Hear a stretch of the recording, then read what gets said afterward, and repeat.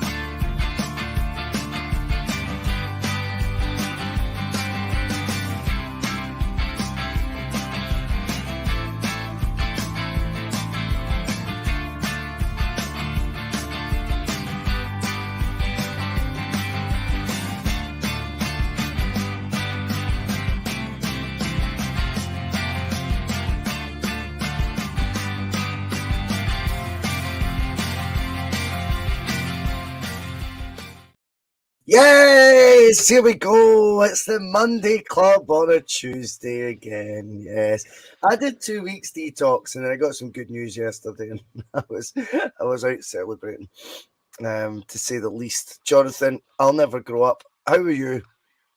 I'm good, thanks, Russell. I'm good. You're right. You'll never grow up. It's been a bit of a week of walkouts, hasn't it, really, when you consider the grand scheme of things, and not just the world of football, but even in your own life. At the moment, you know, we watched Lineker's pals walk out in a show of solidarity over Match of the Day over the past week. We watched the Union Bears walk out over God only knows what at Ibrox on Sunday. We watched you walk out on the Monday Club last night because you were having a bit too much to drink. Congratulations on the new house, by the way. We also, you know, watched the Hearts fans want to walk out on their club after being eviscerated in the first half at Tynecastle, you know, on Sunday there. But when you're looking at it, Saturday, yes, it was Saturday, that's right. Yeah, I mean, at least you still know the days of the week, so that's good. Good to keep me right on something.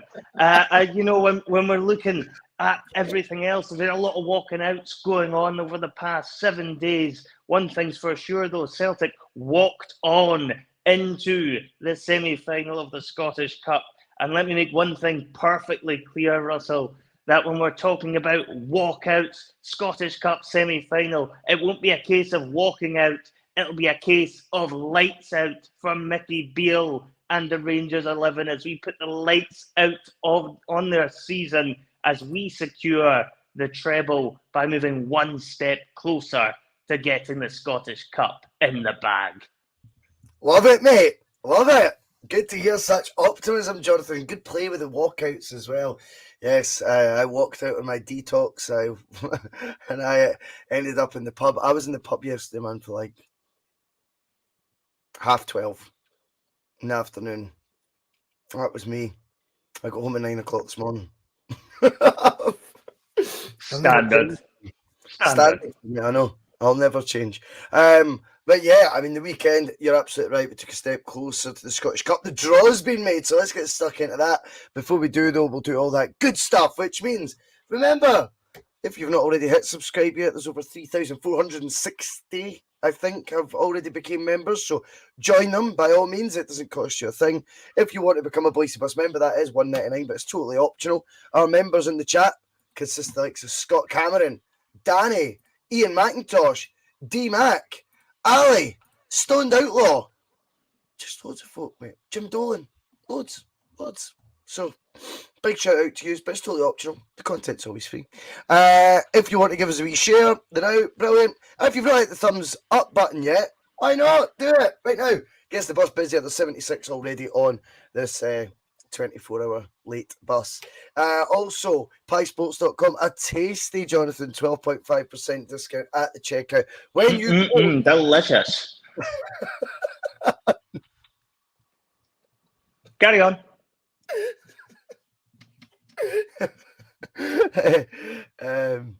I don't even know where I was there. 12.5% discount at the checkout when you quote bus 1888. Delicious. And if you want to buy a Boise Bus shirt, like quite a few of you have in the past 7 days, to be fair, the sales have picked up again. £40 a shirt. We are very close to submitting the order. The podcast team will have theirs literally any minute now, well, any day now. Any minute now, we're expecting the order to arrive whilst we're on the pod. Yeah, no, not any minute now. That would be a bit far-fetched. £40. Email crookedarm@ymail.com or just send it to PayPal. Optional postage and packaging, only if you're in a position you can afford it. But yes, we are close to that magical number to get an order in, so I'm looking forward to doing that. Pete Scally says, had me question what day it was there. Welcome at the club, mate. Welcome to the club, the Monday Club on a Tuesday. Jonathan, destiny is in our hands. The draw has been made. We will be facing our old rivals, or new rivals, whatever you prefer, in the Scottish Cup semi-final. There was a lot of debate on the bus on the show we did on Sunday night as to when we want them. Like it mattered to me. I wasn't really fussed.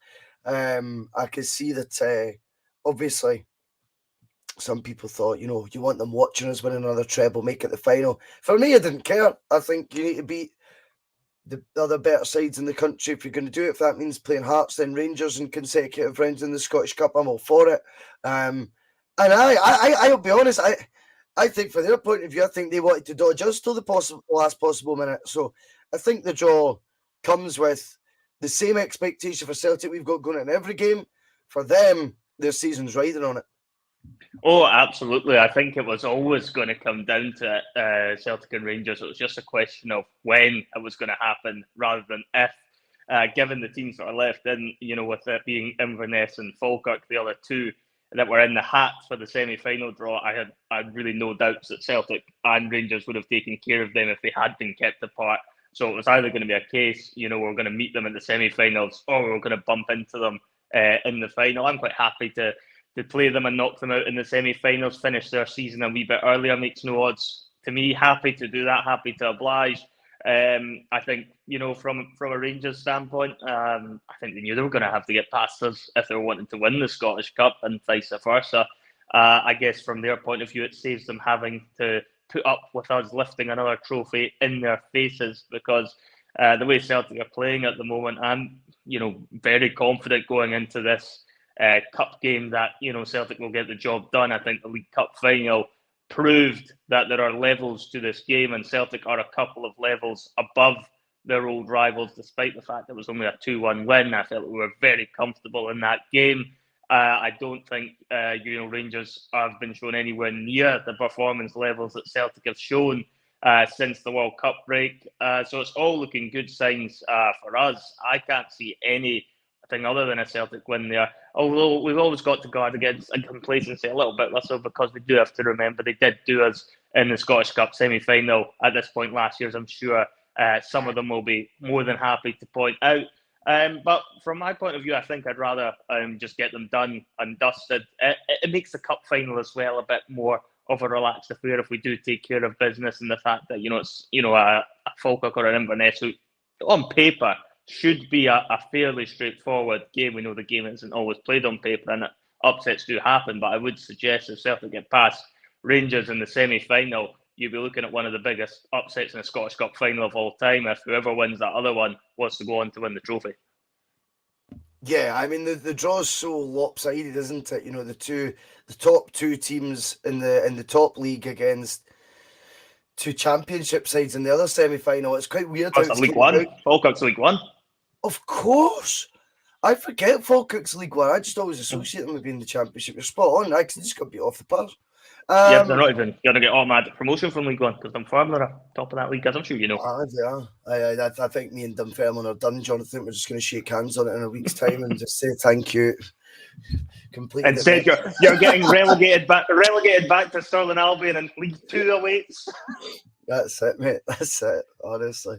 But yeah, I just think with the draw, for our point of view, let's talk about the pressures going into it, because there is an expectation now that's probably unfair from Celtic fans on Celtic that trebles have almost because they've almost became the norm.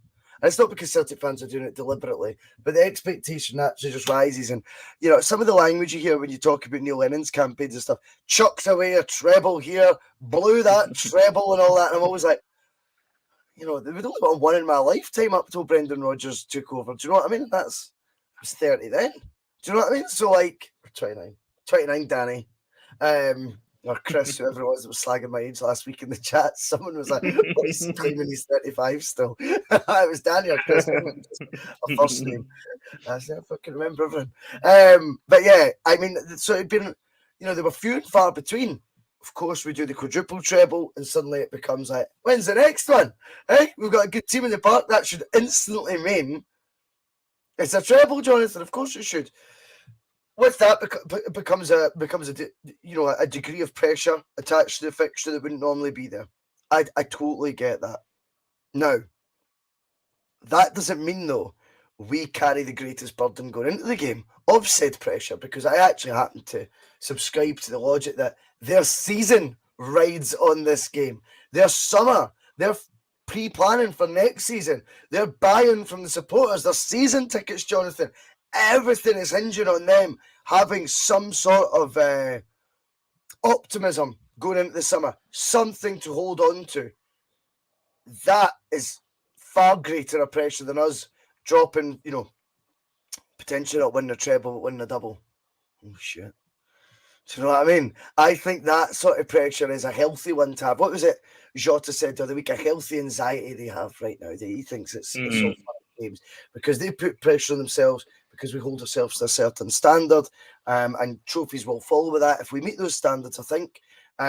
Which, of course, I get. They're only human. Of course, that's a wee bit, you know, it could be a wee bit nerve-wracking at times and things.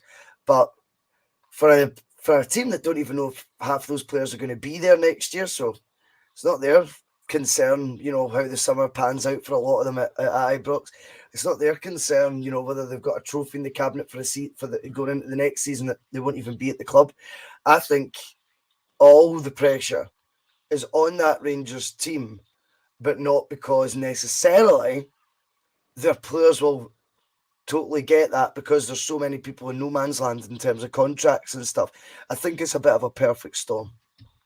Oh, yeah, no, I absolutely agree. I think when you're looking at it from a Rangers standpoint, the optics of it will look terrible for Mickey Beale if Celtic go on to knock them out of the Scottish Cup, because then if the league goes the way I think it will go, I think Celtic will extend the points gap in the league title race. I think at worst it'll stay at 9. I can't see Rangers putting a dent in that just with the way Celtic are playing. Despite Rangers' good form in the league, I just can't see Celtic dropping many points to the other teams, which means the only way that point gap gets lowered is if Rangers are able to take points off us in one of the remaining derby fixtures, which, again, especially at Celtic Park, I can't see happening. So if that's to be the case, he could end up losing the league by more than 9 points, which is what he inherited when he first took the job. He will have failed to have secured the League Cup against Celtic in a cup final. He could fail in the Scottish Cup semi-finals against Celtic. So he's had ample opportunity in both of those cup games to get at least something on the board. He can complain however much he likes about what he inherited in terms of the league, and obviously he'll use that play provided the points gap doesn't get any bigger. He'll have that as an insurance with the league, perhaps with the fans. but he cannot run if Rangers get knocked out of both of the cups to Celtic. And you're right, it's crucial for them because that cup semi-final will be right around the time of season ticket renewals. And they need something to be able to buy into, because by the time that game rolls around, I would fully expect Celtic to have either clinched the league or be, within a game or two of having it all wrapped up. The league will be gone as far as I'm concerned by the time we get to that point. Even, the staunchest of Rangers fans will have conceded that they will not be able to find any silver linings, any chink in the Celtic armour to exploit by that point as far as the league goes. So I look at that and think it is massive pressure on Rangers.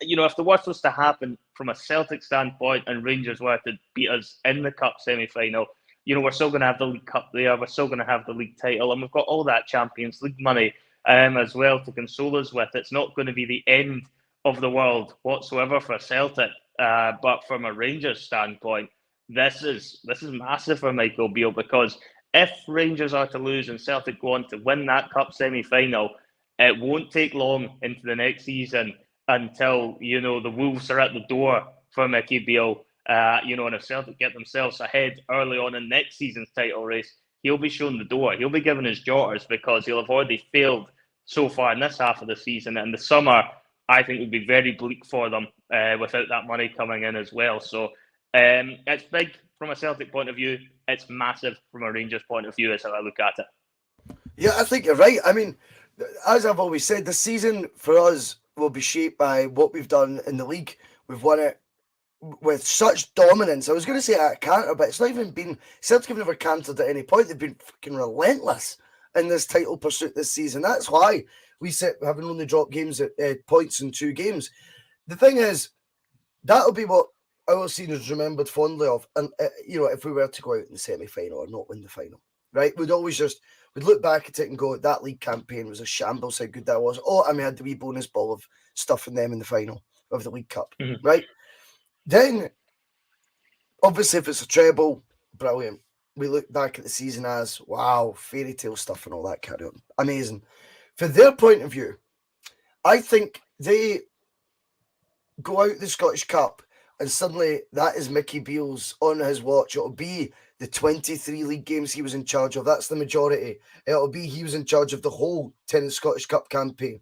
It'll be he was gifted a position in the quarterfinals of the League Cup when he took over, and he fell at the final hurdle. Suddenly the narrative all changes, and I think you're right. How much time does he then get in the following campaign if Celtic start off, like a bat out of hell, as we expect them to do so, by the way? Because I think it's going to be a very, very fun summer, Jonathan. I think we'll have plenty of content to put on the bus this summer. I think Ange will be a busy boy again. I don't think he'll be sitting still. I don't think it'll be 1 or 2 players coming in just topping up the squad. I could see guys leaving that you don't expect to leave. I think there'll be more money spent than there was last summer in particular. I think they'll have learned lessons from the summer window there, that you can't just wait till January to have your most compelling window. For the Champions League, you need to have a proper crack at, that summer transfer window, and maybe, start shopping in more expensive supermarkets, and having the courage of your convictions to go and get, whether it's a Vinicius Junior, what was it, £4 million he ended up leaving for, and 35 grand a week wages. If that was your number one target, go fucking get him for the Champions League. So I think we're going to have a very exciting summer. I think, for their point of view, their summer could be one of desperation. I think there'll be what you'll actually find is, rather than looking at what they can do on the park, they'll need to shift the focus, Jonathan, back to the fans. I've seen Pato's comment there saying Mickey Beale's a cheerleader. Gio was actually a good football manager. I think he is the cheerleader, and I think he'll be getting utilised a lot in the summer with all of these sort of hyperbole and all that nonsense about we're on a journey together, the optimism's there, because quite simply, they'll need the season ticket sales. So they'll need to focus their attention on the fans again, who they're in disarray with already. Did I see, Bob can correct me, did the Union Bears all not go into the ground or something at the weekend? There was a party at the library. So if they're already in, falling out territory, the last thing they need is that compounded by another defeat to Celtic at Hampden, a trophyless season. Before you know it, Dave King starts appearing in the media again, and folks don't buy season tickets and stuff, and they're not even going to have that 200 grand transfer war chest that they were going to have.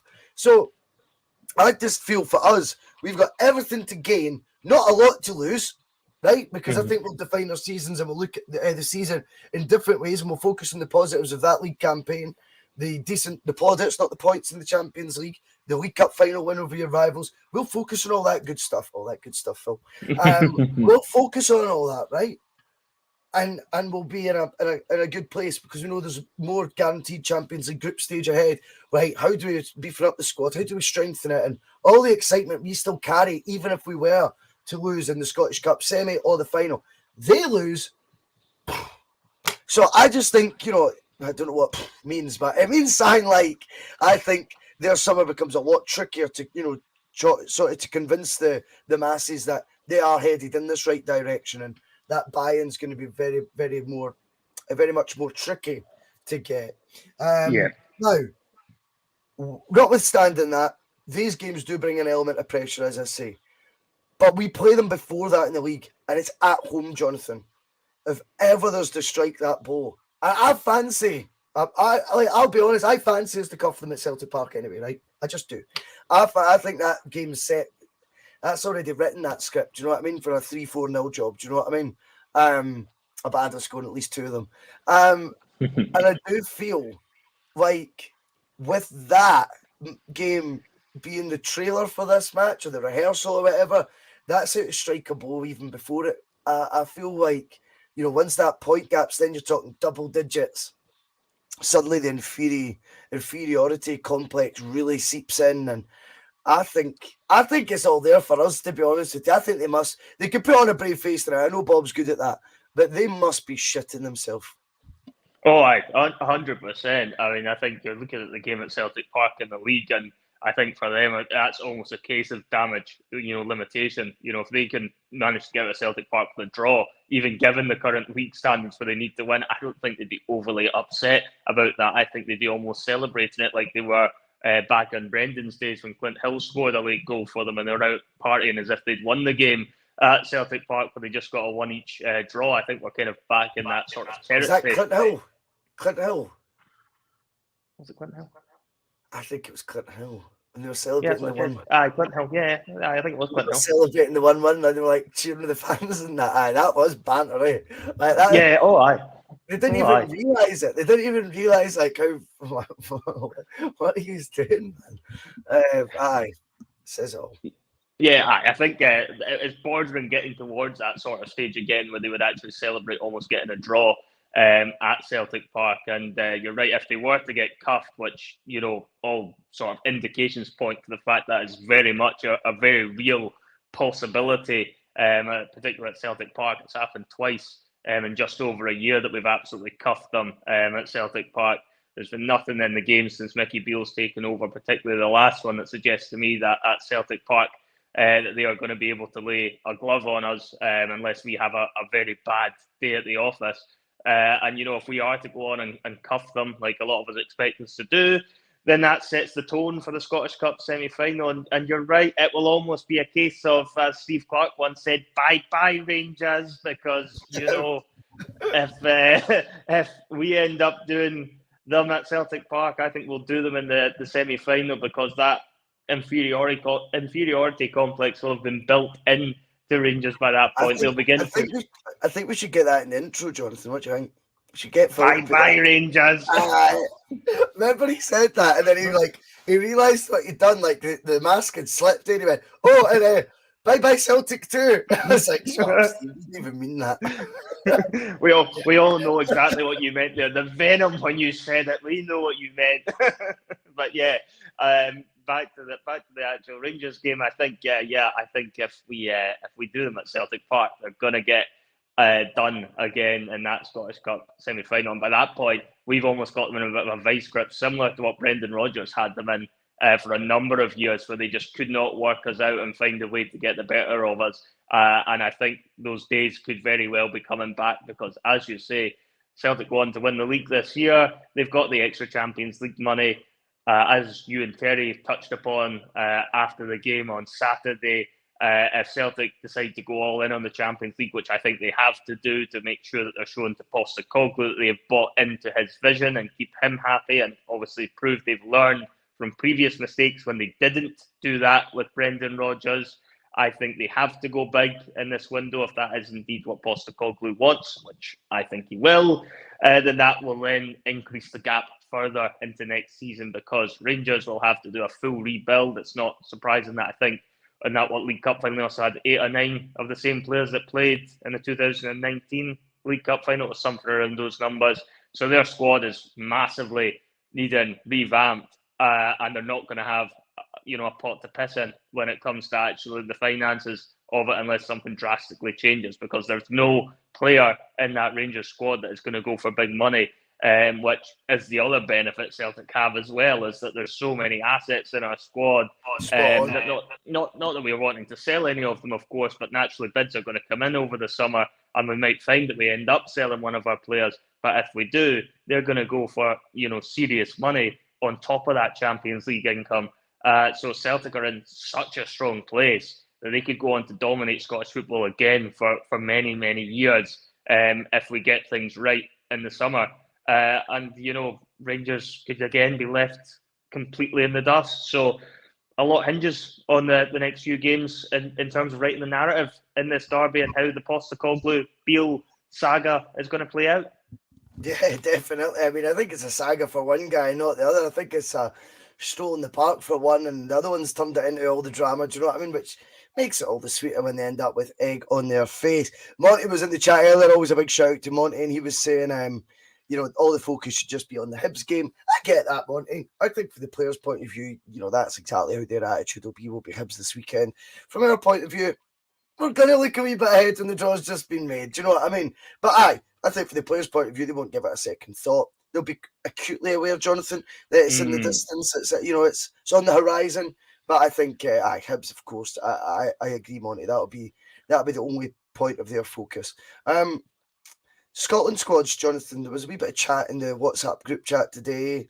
A lot of people feeling that Greg Taylor should have been in the squad. I think there was a shout for Ralston as well, but I don't think he's done enough in the last 5 months to sort of warrant that sort of call up. How do we look at the squad?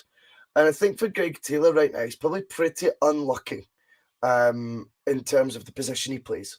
We've got two, in my opinion, if not world class, extremely good top level footballers that could play left back, and one's the captain and one's Kieran Tierney. I also noticed Aaron Hickey was in the squad who can also play left back. So if needs must, there's a third option. If I was Steve Clarke, and I don't mean this in a bad way with Greg Taylor, by the way, I really don't. Bring your thoughts into the comments on this if you feel he should have been in. But to me, I just think that's a number of however many you're allowed to call up. I would be picking someone who can play a different position as well. It's not like Greg Taylor's versatile at all. He's a left back. That's it. And that position is so well catered for that he just happens to, he's unfortunate the generation he's in just sort of means that it's pretty simple. It's bye Taylor. I think that's what bye Taylor. I think that's what he'll be. I think that's what he'll be saying on the phone. Yep. I mean, I could see that there's I see it on Twitter as well. If you vote like F Steve Clarke and all that, I'm like, I don't really get it, to be honest with you. I think you would. No one's played Greg Taylor more starts than what he will have at Kilmarnock in the 2.5 years he was there. He totally transformed his career. So if anyone's aware of how good Greg Taylor is and will be pleased at his progression since he joined Celtic, it'll be Clarke. I just think he's got to look at it realistically and go, there's two elite players there ahead of him. And if I wanted a backup option, if the worst somehow came to the worst and Robertson and Tierney were injured during the game or someone sent off or whatever, you've got Hickey who can deputise the left back anyway. I think that's all it comes down to. I think sometimes we need to look at these situations, for what they are and go, it's not everyone out to get a Celtic player. It's not everyone out to, Steve Clarke's going, because he plays for Celtic, I don't want to call him up. It's not the SFA with an agenda on this occasion. It's just Greg Taylor's, by default, not getting in the squad because the other two guys are so good. That's all I read into it. I don't think there's much of a hullabaloo, Jonathan, about this. No, not at all. I think when you're looking at the two left backs that have been called up from either two of the best left backs in world football, I think they'd both be in probably the top 10 left backs in the world. It's just sod's law with Scotland that, generally speaking, our best players all tend to play in the same position.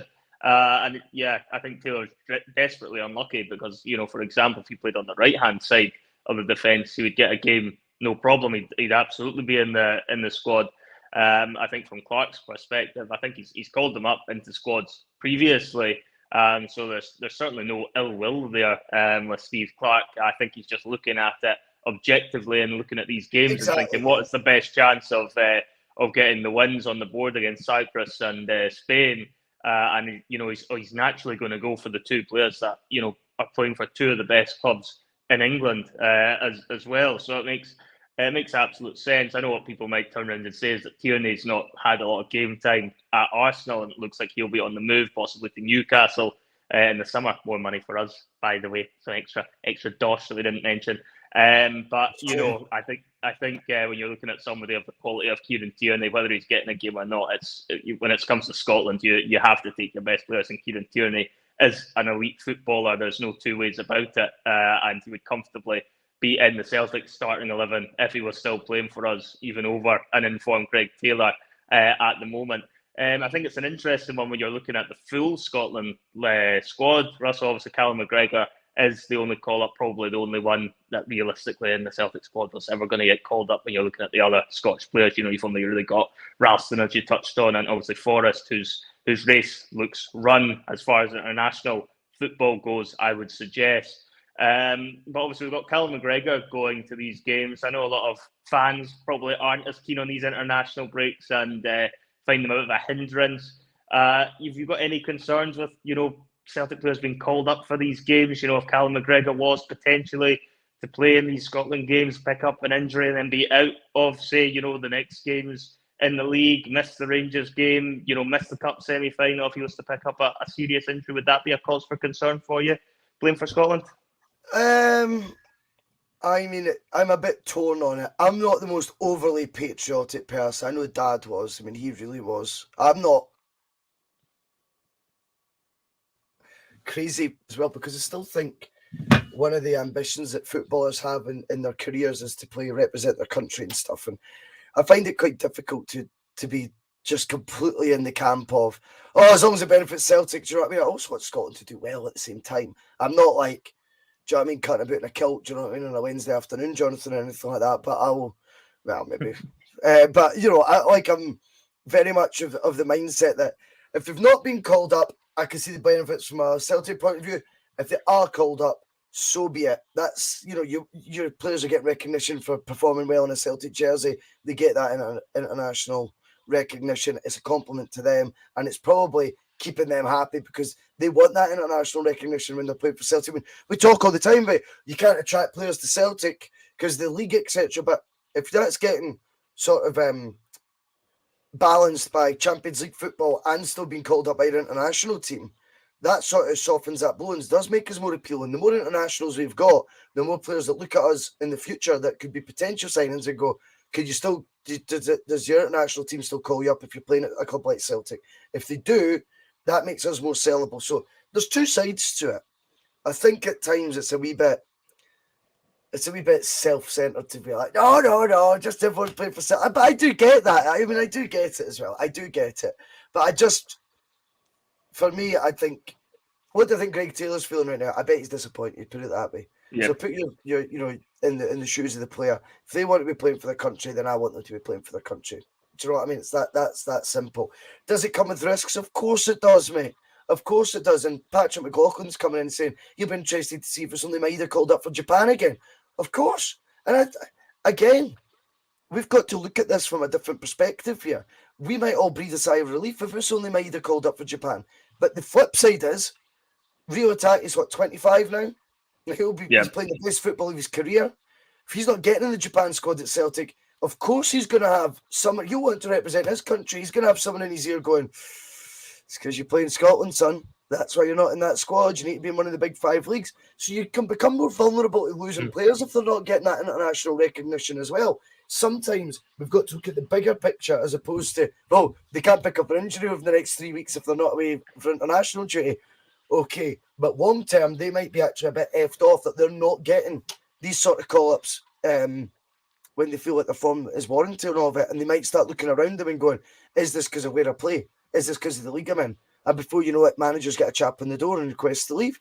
I'm obviously this is all hypothetical, but that is how the bigger picture can play out sometimes. So sometimes I think if you can take a step back and think, does it look good for Celtic to have as many internationals in the squad as possible to keep us evolving, to keep us attracting better and better players? I think it does. So we do need to kind of see that point of view as well. I know, but Brown, he's saying it's not done carpet slippers. Carter Vickers, if he was playing the Premier League, would be starting every game for the USA though. That could be the other argument, Brown. He's only on the bench. Do you know what I mean? And maybe they could attribute that to being because he's playing in Scotland. I'm playing devil's advocate, of course. Matt O'Reilly as well. Denmark. He could have been England. He's went to Denmark. So yeah, is he in the full Denmark squad? Is it under 21s again? I'm not sure this time, but yeah, I'm not sure about this colour. But yeah, you're certainly right. It's not a compelling argument either, to be honest. And as I say, the Japanese contingent, we're in shock that like Kyogo wouldn't be good enough to get in their 25-man World Cup squad, or Hatate isn't in their top 25 players. You're like, wow, they must have far more pool of players than we were aware of, and that's just ignorant on our part, of course. But as I say, I'm torn on it because I just feel when it comes to international football and they do pick up a knock, your frustration boils over at that point. He shouldn't still be on. We were 3-0 up there, and why didn't we take him off? And of course, these are all fair debates. But I think bigger picture is the more internationals. Now, I get what's happening here in the chat. There's going to be one or two examples. John Kennedy's career was ending international. I get that. How many players have been called up for Celtic between then and now that haven't had their career ended by an international? Come on, that was a freak incident with John Kennedy as well. That was a friendly against Romania where you just don't expect tackles like that to get made. That was an absolute disgrace that he was on the receiving end of that tackle in a game, that was just really a nothing game.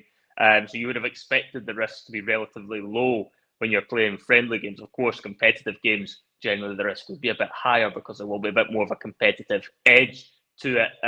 But I don't think there's been many occasions where we've had severe problems with injuries from players going away on international breaks. I think almost the frustration now comes from it, and maybe I just don't remember it as well when I was younger, but there seems to be a lot more international breaks in the calendar now than there was 15, 20 years ago. There certainly feels that way. I don't know if it's maybe just because I don't enjoy the international scene as much as I used to. But I think it does feel sometimes that these games almost get in the way with how many breaks there is that are breaking up the season. Is that how the players are feeling? This is the thing. I don't think so. No, I wouldn't say so at all. I mean, I wouldn't say the players will be looking at it like that. In some ways, sometimes it can come as a good distraction, having something else to focus on. At the moment with Celtic are like a well-oiled machine, and they're running away towards the league title. So the league games they're almost now in autopilot with these 3-4-0 wins every week. And sometimes getting something a bit different, a bit of variety there by going away with your country. And for the likes of Callum McGregor, for example, it's totally going to flip it for him in the games coming up. Maybe not Cyprus, but certainly Spain, where he's going to have to play a totally different role from what he does, 95% of the time for Celtic. And in fairness, that can also be a good point as well when you're looking further ahead to the Champions League campaign next season, because what Callum McGregor will have to do against Spain is going to be very similar to what he's probably going to have to do for large spells for Celtic, when they're playing in the Champions League ties against, your Real Madrids, your Manchester Cities or whoever it may be that we play in the group stages. So there is a lot of benefits as well to international football, particularly with a lot of the countries that these guys play for, where they are going to be underdogs in some of the qualifiers they come up against. And it's good experience for them in terms of learning at that level and then being able to implement it when they come back and are in those sort of scenarios with Celtic when the European games come back around next season. I mean, I think if I was looking at it, Russell, I can't imagine Ange having any real issue with it. Sometimes you can feel like managers don't really like letting their players go, and you've seen examples of it over the years where there can sometimes be a bit back and forth with clubs and countries over players getting called up that maybe aren't fully fit, etc. I think Postecoglou probably wants his players going to the international games because he'll see that as part of their development. Would you agree with that? To an extent, yeah, I do. I do. I just think as well. I mean, there's loads of comments coming in, and I'm looking at the me and Brown having a wee debate in the live chat because he said, "Well, Cameron Carter Vickers wasn't getting a game; it's enhanced his international chances." Now, I accept that. What I'm saying though is that has moved now though to where he is a regular at Celtic, and he would now go to the English Premier League and be a regular at one of those clubs. Does that enhance your international chances further? There's a debate to be had on that. I think from an agent's perspective, they would say, aye, you would be a regular for the USA starting if you're playing in the English Premier League. I think they would say that to him. So we've got to be aware of that. Big Red says, thank me for posting this. I do disagree with him though. And he says, absolute pish. How many caps did Jimmy get when he was one of the best players in the world? I mean, how many years ago is that? The landscape's so different now, Big Red. I mean, I just don't agree with that. I think that from my point of view, players, if they've got ambitions to be playing internationally, it always looks better in the club to have as many internationals in it and call-ups as you possibly can, because that makes us more attractive to players. These are scenarios that they weigh up when deciding whether to join Celtic or not now. And those sort of factors are important. Stunt Outlaw, he didn't know what you said, John. It was so true, mate. So true. I didn't hear the last of your comment. But I mean, it's a good debate. I mean, folk are saying calm down, arguing that. Why? We're only debating two different perspectives. It's hardly falling out. We're allowed to have different points of view. I mean, that's what the bus is all about. I don't see any harm in that, to be honest with you. I think it's if folk have different persuasions on it and different perspectives, that's why I'll bring the comments up and debate them. I think that's a help. Well, I think it's. I mean, as much as I'm not a big fan of the international breaks, they definitely have their benefits, Russell. And I'm just thinking about it, and when I'm thinking about Postecoglou, there's benefits for him as well, because it allows him to do a little bit of planning, with whoever players are left behind, so he can spend a bit of time working on the players that aren't called up and developing them more to try and get them ready. Because, as you say, most players want to be playing for their country. That is still an important thing for most players. So he's got that to contend with. And he's also got opportunities there, when they're playing in international games, to do a bit of scouting going into the summer, in these higher profile matches, to see if there's, any players that do catch his eye. And the scouts will be out looking at them, as well. And it's a chance, as I say, because you see them in different settings from what they might be dealing with in the league. Here's a great point. Moy and Maeda, international football didn't do them any harm, did it, this season? Because they both came back better players.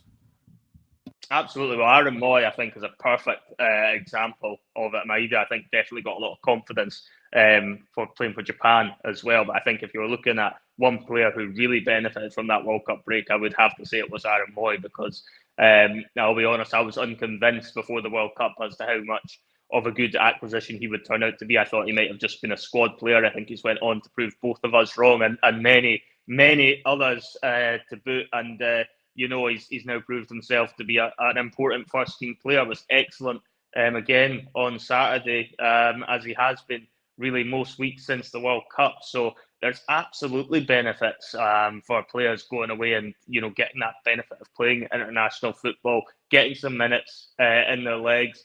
And it can give them a confidence boost as well if they go away, have a good spell with their country over a couple of games, then they can come back, bounce into their club and make a real impact. And that can happen a lot of the time with players that maybe are on the periphery of the first team, and then you come back and you see a different player that's ready to evolve, like Aaron Moy was. I think Celtic tweaked him slightly after the World Cup as well and played him slightly more advanced, because they realised the holding position wasn't quite right for Aaron Moy before the World Cup. But I think because he played slightly more advanced with Australia, I think Postecoglou decided to tweak that when he came back, and that worked. That paid dividends. So again, it's another opportunity when you look at it for Postecoglou and the coaches and the scouts to have a look at the players in completely different scenarios playing for the country, where the managers for the respective nations might set them up slightly differently from how they're playing at Celtic. And it might be a case of go, oh, well, I never really thought of playing them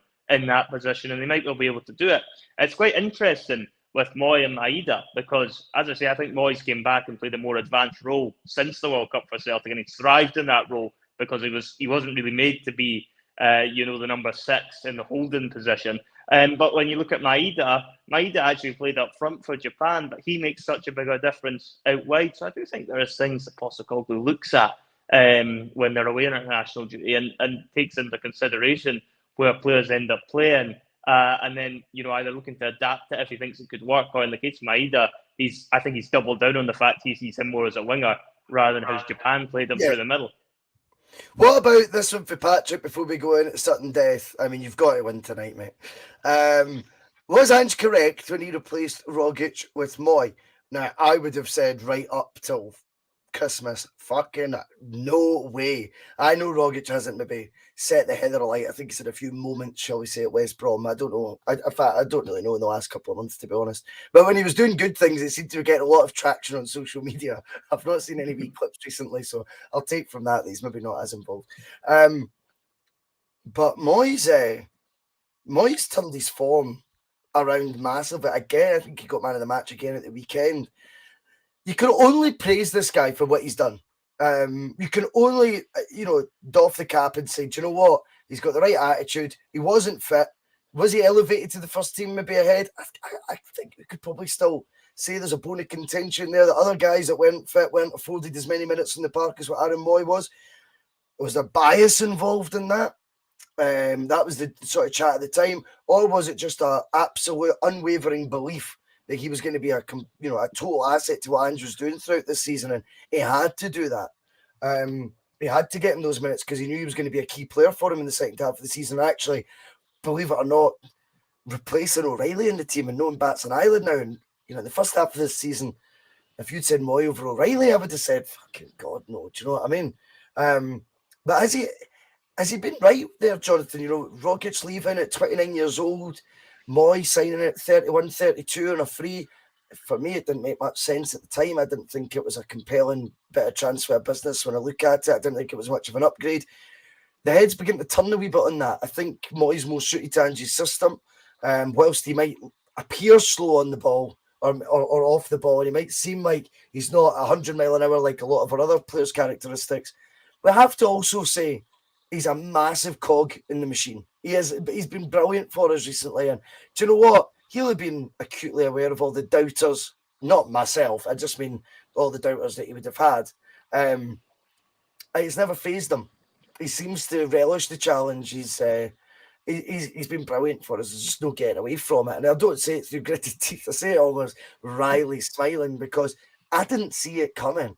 I was like, see when we lost to St Mirren, I remember saying it on the bus, my decision is made. I said, I've seen enough. Right, he ain't going to cut it. And he's proved me wrong. He's proved me wrong, but that's not why he's doing it. Obviously, he doesn't give a shit what I think, and rightfully so. Who does? But undeniably, what he has managed to do is come into a Celtic team that was already all conquering domestically and improve it.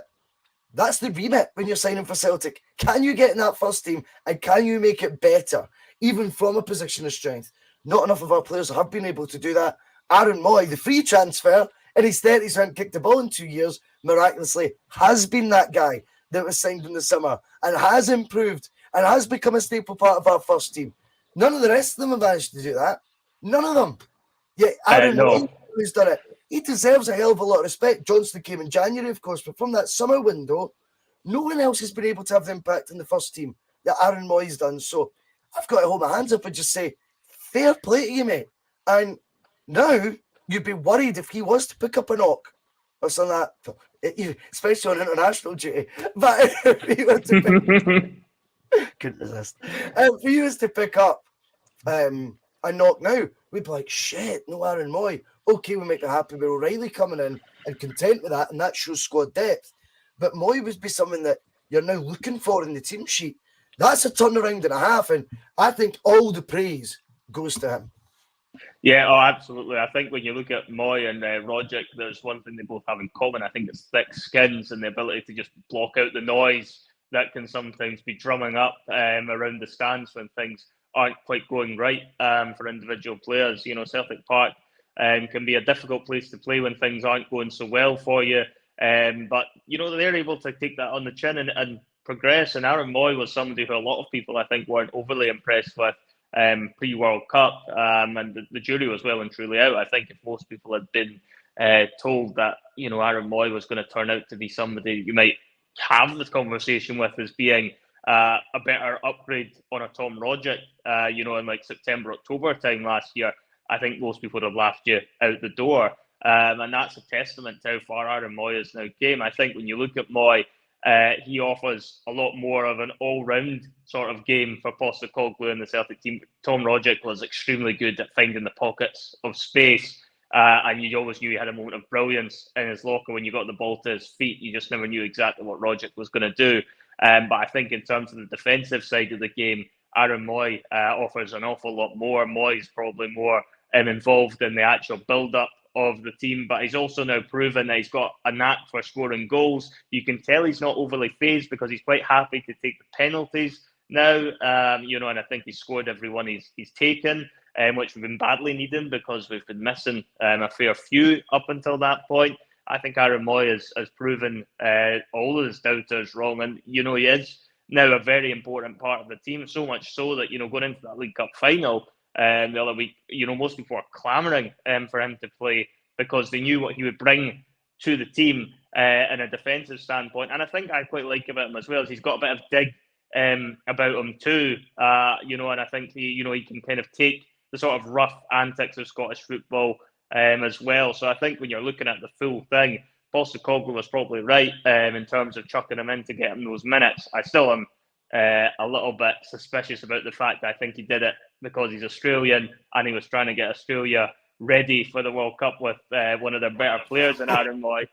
But I think obviously Postecoglou's worked with Moy before as well, so he will be acutely aware that if he was to hold on and get Aaron Moy up to speed, what he can bring to the table, and now Postecoglou is able to grin like the Cheshire Cat once again.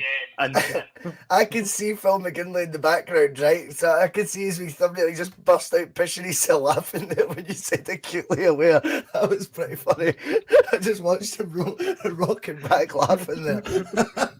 It is that time to bring big Phil on. Here he is. What's happening, Phil? Right. I'm doing no bad, guys. I just seen out the corner of my eye, you rolling back laughing. Acutely aware always, to use a wrestling term, always pops me. So there you go. Whenever acutely aware gets mentioned, I always get a chuckle out of it. It just became one of the things. Get on a t-shirt. There's the next project for the next t-shirt. Acutely aware on the BOYCE'S bus. There you go. But yeah, guys. So many of these shitty wee sayings that just because I repeat them that many times, they become catchphrases. They're all crap. They're not even funny. Acutely aware. How's that funny? It's not even funny. It's rubbish. Just happens. Convictions. Shut up, BOYCE'S.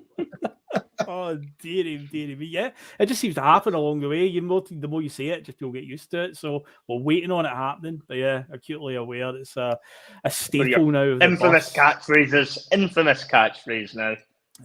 Indeed. And another staple of the bus, though, of course, is I was going to say the Monday night regular thing, but it's not really a Monday night anymore. I think it's been played more on a Tuesday. It's played on Monday that regularly. I didn't know what the script is on a Monday in Dunfermline. Like, it's like there must be a full moon every Monday I go out, man. Honestly, even in the middle of the afternoon, there's a full moon out. It's rage. To be honest, I think the amount of times we played it on a Monday, if we only played it on a Monday, I think I'd be winning. It's that bad. I think it's that bad. I think I'd actually winning if we only took into account the Monday scores. I think we need to have a VAR check on that, because I'm not sure if we're playing it on a Tuesday, that should really count in the scoring. It's not really a Monday club, is it? That's your worst excuse. Yeah, and nobody believes you. Nobody believes you that you'd be winning then.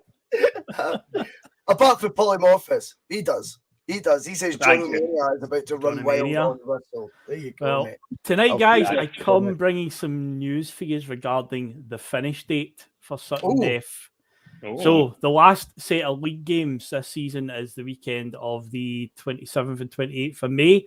So Monday the 29th, provided we do it on the Monday, we might do it on Tuesday the 30th. But anyway, that is the last round. And guess what? That means there are 12, including tonight, 12 points left available. So Jono, we have a 5-point deficit now, really is the time.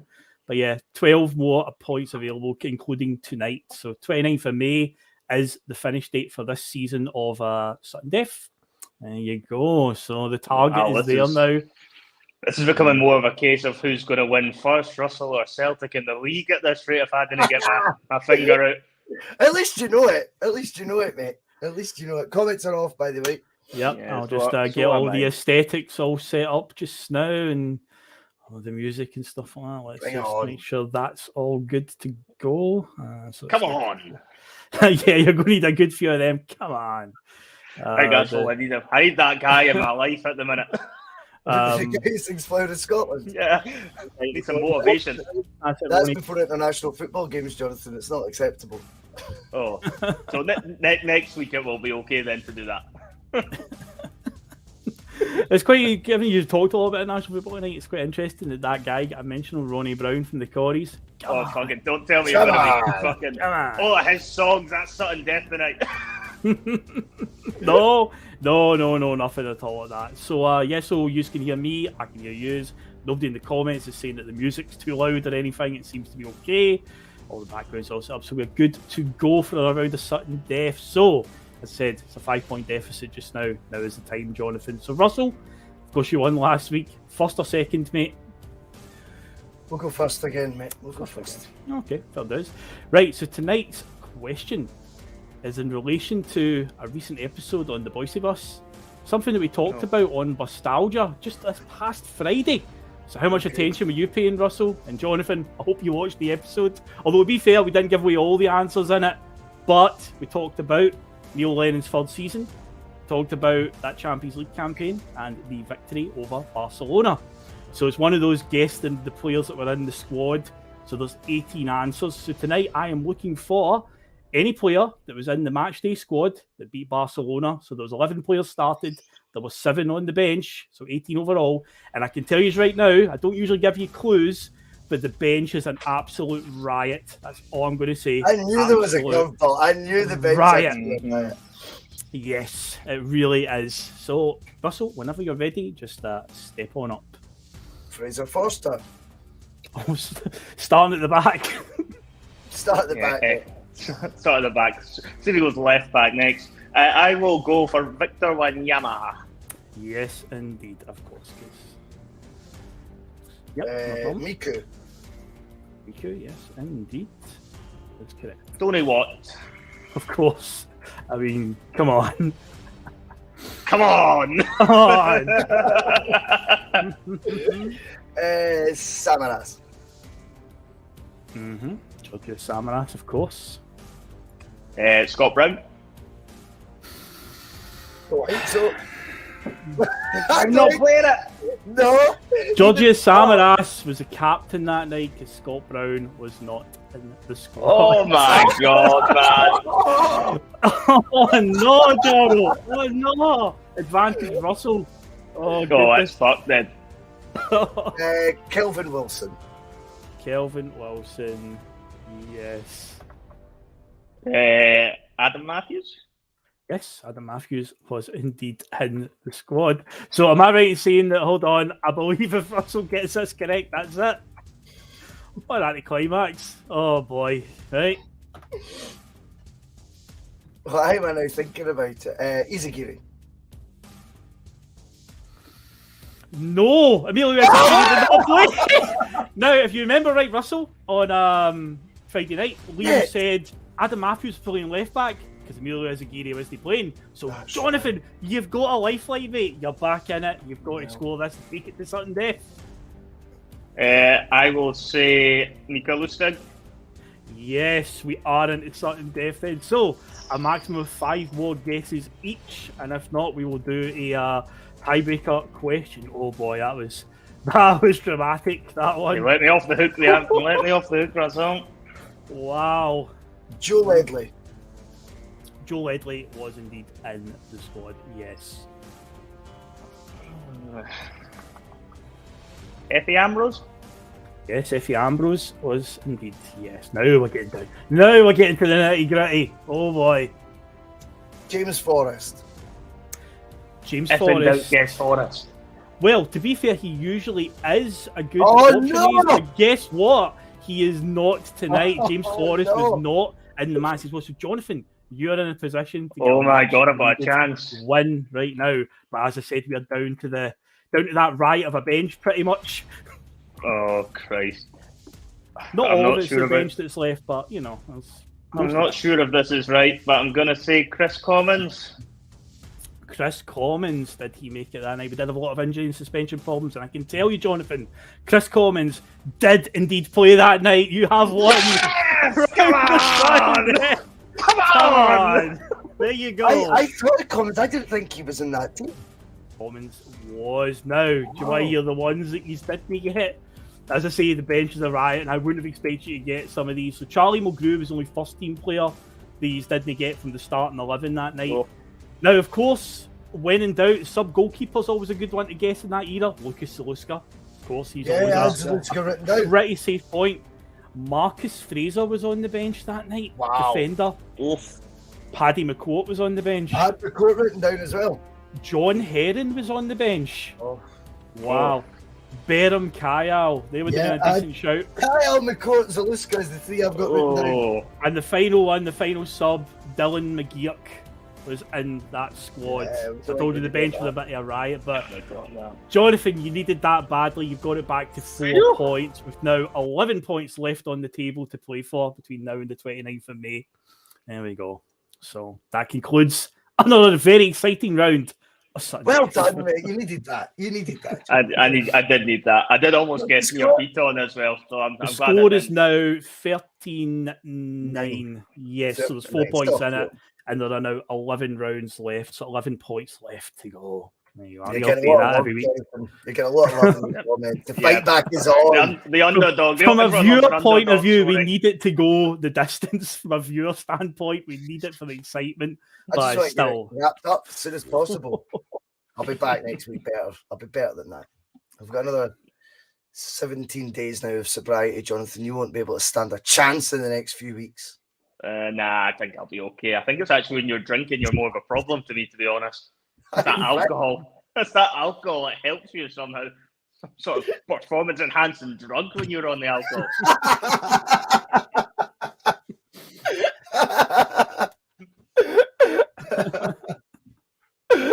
And you're mopping shame. Thank you, Pete Scully Music. Thanks for that. Celtic Death, he knows. Lucky Boy says a hangover, Jonathan. Yeah, There we go. yeah. back to 4 It's- points. So the fight back is on. Danny thinks there's a conspiracy going on. He says that was rigged, like the 10 in a row campaign to keep the competition fair. You're probably right, Danny. I've let him back in just for you guys' point of view. Do you know what I mean? You're right. You're right. I Oh.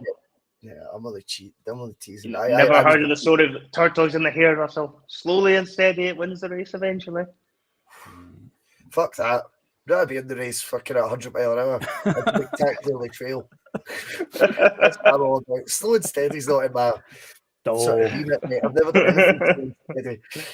Right, okay. Brilliant Monday Club. Thanks for jumping on there, Phil, as well.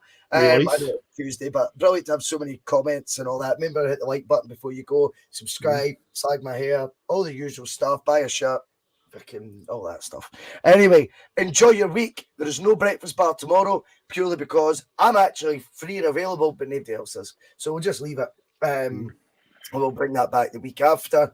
And then TNF on Thursday. TNF. We'll do the TNF. And then tomorrow night might record we bus stop. Phil, it's been a wee while. Yeah, we'll need to get that sorted. We'll get And that would you like to know what Bustalgia is this week? I've got it. Oh, it ready. would. Yes. Yes, indeed. So keeping in the theme of what we did there on Friday, we talked about another good campaign with Champions League second round. So why not go back to this one? Gordon Stratton's 2006-2007, that Champions League campaigtion. Obviously, we won Yes. a double that year. Got to the second round of the Champions League, beat Man United along the way. Of course, Simon Ferry's favourite player in the whole world, Thomas Gravesen. I'm sure there's a few stories about him along the way that we've heard on Open Goal. You've got the meltdown at Tynecastle that resulted in Stevie Presley and Paul Hartley ending up with us. Remember they did the player press conference. So a lot going on that season. And then John Joe Perrier Doumbé popping up and scoring the winner in the Scottish Cup final. A lot to talk about. And a cracker away kit that year as well. Very good away kit. Love Yes. that away kit. It's an Good absolute one. belter. It's an absolute belter. Right, we will leave it there. Enjoy your week, whatever you're up to. See you there.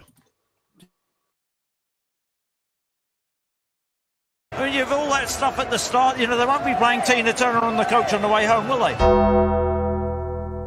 Some of his comments about me deliberately trying to cause controversy. Well, I work in the media now. And you've got someone sitting there next to you who's an embarrassment to the media profession. He's an apologist.